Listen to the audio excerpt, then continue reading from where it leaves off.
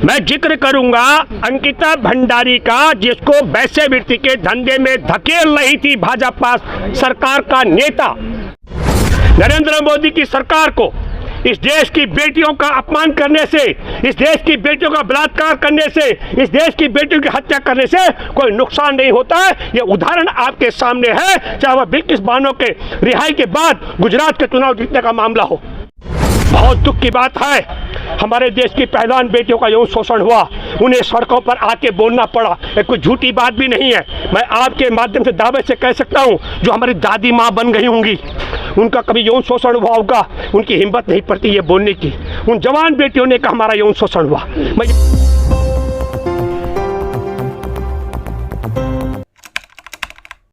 दोस्तों नमस्कार, मैं हूं भूपेंद्र रावत और मैं आज आपके साथ बात करूंगा कि देश इस दशा में किस दशा में पहुंच चुका, प्रवेश कर चुका है। मैं जिक्र करूंगा अंकिता भंडारी का, जिसको वैश्यवृत्ति के धंधे में धकेल रही थी भाजपा सरकार का नेता, और उस गरीब लड़की ने मना कर दिया। और मना करने के बाद जिस वीआईपी नेता को परोसा जा रहा था, उस वीआईपी नेता का नाम उजागर न हो, उसकी हत्या कर दी जाती है। और ये इसके बाद बड़ी रोचक बात बता रहा हूं, उपचुनाव होते हैं उत्तराखंड में और भाजपा उपचुनाव में चुनाव जीत जाती है, तब आपको सोचना पड़ेगा, यदि उत्तराखंड के लोगों के मन में, मस्तिष्क में मां बहन बेटी के सम्मान की बात होती, तो अंकिता भंडारी को वैश्यवृत्ति के धंधे में जबरन धकेलने का प्रयास करने और न मानने पर उसकी हत्या करने पर पूरे उत्तराखंड के लोग भाजपा के खिलाफ मतदान करते। मैं दूसरा जिक्र करता हूं, आपने देखा इस जंतर मंतर में पहलवान बेटियां बैठी रही हैं, और आप सब लोगों को बताऊं कि उसमें ओलंपिक पदक विजेता बेटियां, उन्होंने कहा कि ब्रजभूषण शरण सिंह ने यौन शोषण किया है। और दिल्ली पुलिस की शिकायत रिपोर्ट है, दिल्ली पुलिस की जांच रिपोर्ट में है कि वहां आदतन यौन शोषण करता था। और जब हमारे देश में कुश्ती फेडरेशन का चुनाव होता है, तो ब्रजभूषण शरण सिंह यौन शोषण करने वाले का ग्रुप चुनाव जीत जाता है। और अनीता जो आवाज थी, जो स्वयं पीड़ित थी बेटी, वो चुनाव हार जाती है। तो मैं आपके माध्यम से कहना चाहता हूं, एक भी जाट समुदाय का नेता ऐसा नहीं है जिसने भाजपा को ठोकर मार करके बाहर आ गया हो। हमारे देश के अंदर मणिपुर में आप सब ने देखा, आदिवासी लड़की को और महिला को नंगा करके परेड करके घुमाया गया। आप सब ने देखा मध्य प्रदेश में आदिवासी के सर पर पेशाब कर दी गई, पर तमाम आदिवासियों ने बढ़ चढ़ करके भाजपा के पक्ष में वोट दिया। ये सोचना पड़ेगा आपको और हमको सोचना पड़ेगा। यहाँ मैं एक जिक्र करता हूँ, अभी नोटबंदी 2016 में होती है, और जो बैंक में कैशियर बैठा हुआ था, खबर से खबर को कैसे दबाते हो बताता हूं आपको। 2018 में जब राहुल गांधी ने कहा मैं कैलाश यात्रा पर जा रहा हूं, उसके बाद में 2016 की नोटबंदी का पैसा, कितना पैसा आया? 99.3% नोट 500 और 1000 के वापस आए थे। ये गणना कब बताई गई? जब राहुल गांधी को कैलाश यात्रा पर जाना था। खबर से खबर को दबाने का षड्यंत्र देखिए। यहाँ मध्य प्रदेश में कमलनाथ की सरकार गिराकर और 23 मार्च को शिवराज सिंह को सत्ता में बिठाकर 24 तारीख मार्च का जिक्र कर रहा हूं 2020 का, ताली बजा करके देश में लॉकडाउन कर दिया गया। आप सब लोगों ने देखा, देश के करोड़ों मजदूर पैदल चलते रहे, गाड़ियों से कुचल के मरे, रेल से कट के मरे। महिलाओं ने खुले आसमान के नीचे, पैरों के नीचे से तलों से खून निकला था, बच्चे जने। और जब नरेंद्र मोदी ने इस खबर को, इस बात को दबाना था, तो 1 जून से अनलॉक 1 किया और 5 जून को 3 काले कृषि कानून लेकर आ गया। हम सब, पूरा देश भूल गया कि इस नालायक, इस जाहिल, इस अनपढ़ ने मध्य प्रदेश में सरकार बेदखल करके अपनी सरकार बनाने के लिए देश में तालाबंदी की, न कि देश में कोरोना को रोकने के लिए। ये खबर से खबर को दबाने का षड्यंत्र है। मैं इसलिए बात कहना चाहता हूं, हमारे देश के अंदर नरेंद्र मोदी ने पहलवान बेटियों को अपनी बेटी बताया था, आज तक मुंह नहीं खोला। हमारे देश में जो मणिपुर में नग्न करके घुमाए गए कारगिल युद्ध के योद्धा सूबेदार की पत्नी भी उसमें थी।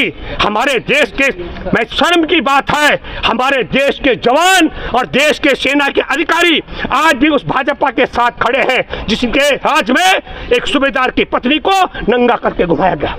नरेंद्र मोदी की सरकार को इस देश की बेटियों का अपमान करने से, इस देश की बेटियों का बलात्कार करने से, इस देश की बेटियों की हत्या करने से कोई नुकसान नहीं होता है। ये उदाहरण आपके सामने है, चाहे वह बिल्किस बानो के रिहाई के बाद गुजरात के चुनाव जीतने का मामला हो, चाहे वो आपने देखा होगा कठुआ में 7 साल की मासूम बच्ची, उसके अपहरण, हत्या, गैंग रेप करने वालों के पक्ष में तिरंगा रैली निकालने वाले नरेंद्र मोदी मौन रहे। अंकिता के मामले में मौन रहे। मैं एक और जिक्र करूंगा निर्भया 2 का।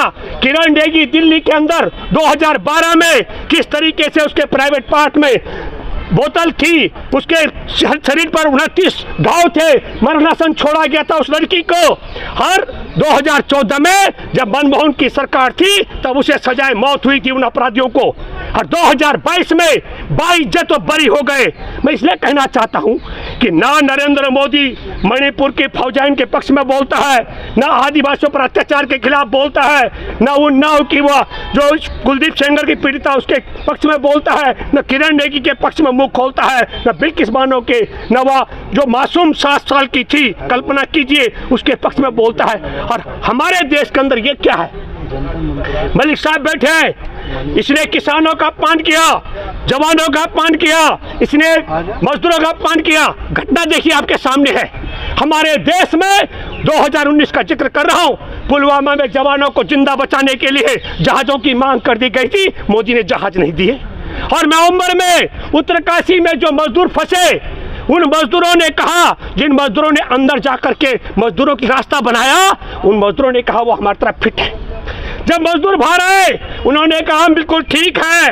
और तब क्या हुआ, वहां हॉस्पिटल बनाया गया था, डॉक्टरों ने भी कहा मजदूर ठीक है, पर नरेंद्र मोदी की सरकार ने कहा नहीं, हम तुम्हारा इलाज करेंगे। उनको जहाज पर एम्स और ऋषिकेश ले जाया गया। तो क्योंकि नरेंद्र मोदी जानता था गरीब मजदूरों को जहाज पे बिठाएंगे, गरीबों का वोट मिलेगा।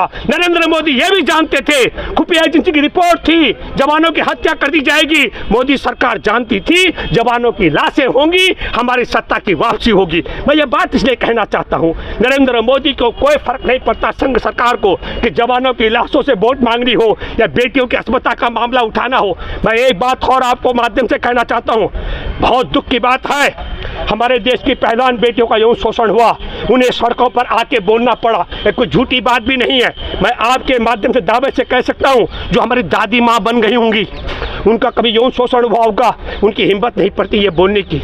उन जवान बेटियों ने कहा हमारा यौन शोषण हुआ। मैं ये बात इसलिए कहना चाहता हूँ, इसको हमको आपको सोचना पड़ेगा। नरेंद्र मोदी ने आज तक एक शब्द नहीं बोला बेटियों के पक्ष में। और तब मैंने मलिक साहब को फोन किया था, क्या था मैं आपको बताता हूं।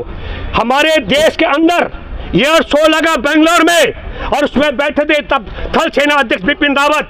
और बिपिन रावत जब नीचे आए, बिपिन रावत ने मीडिया से कहा ये तेजस जहाज मिनी राफेल है। और जब मिनी राफेल कहा तो हमारे देश में शहीदों का स्मारक का उद्घाटन था, नरेंद्र मोदी ने वहां थल सेना के अध्यक्ष को नहीं आने दिया। क्यों? क्योंकि उस राफेल के साथ में तेजस की तुलना की गई, जिसको हिंदुस्तान एरोनॉटिक्स लिमिटेड को तबाह करने के लिए नरेंद्र मोदी अनिल अंबानी को राफेल का पार्टनर बनाया गया था। और राफेल का पार्टनर भी किसे बनाया? जो चीन का कर्जदार था। मैं ये बात आपके माध्यम से कहना चाहता हूँ, हमारे देश में 2000 वर्ग किलोमीटर पर चीन ने कब्जा कर दिया, सीमाएं सुरक्षित नहीं है। बेटियों का मामला, पहलवान बेटियों से लेकर के, और चाहे उन्नाव की बेटी हो, बिल्किस बानो से लेकर 7 साल की बच्ची हो, और चाहे मैं जिक्र करूँ आपके सामने अंकिता भंडारी, तमाम का, बेटियां भी सुरक्षित नहीं है। हमारे देश में रोजी रोटी का सवाल, 35% युवा बेरोजगार है, रोजगार नहीं मिल पा रहा है। किसानों की दशा भी आपने देखा, नरेंद्र मोदी के राज में 750 किसानों की हत्या इसलिए करवा दी ताकि कोरोना में ताली बजाकर ताला लगाकर देश के 10 करोड़ लोगों की रोजी रोटी छीनने के पाप से बचने के लिए एक पाप मोदी ने और किया। ये खबर से खबर को दबाने का काम करते, इसलिए मैं दावे के साथ में कह सकता हूं, चाहे वह यौन शोषण का मामला हो। और ये देखिए, राम रहीम एक है, उसे सफाई का ब्रांड एम्बेसडर बना दिया गया, जिस पर हत्या, बलात्कार और नपुंसक बनाने का मुकदमा चल रहा था हमारे देश के अंदर। 2002 में नरेंद्र मोदी का एक वीडियो आज भी वायरल है, और बापू नहीं होते मैं गुमनाम मर जाता। किसके लिए? उस आसाराम को जो पेशे भर बलात्कारी है। तब हमको सोचना पड़ेगा, हमारे देश के अंदर देश का सबसे बड़ा जो अपने को राजा मानते हैं, और कैसे राजा, जहां तक नरेंद्र मोदी की छाया पड़ती है, तेजस पर जब बैठे, इससे पहले सुखोई में हमारे देश के अब्दुल कलाम थे राष्ट्रपति, उन्होंने सुखोई पर यात्रा की। हमारे दोस्त है अमित प्रकाश, जनसत्ता के पत्रकार रहे, एडिटर रहे, उनके साले का बेटा पायलट था, उनका फोटो राष्ट्रपति के साथ है।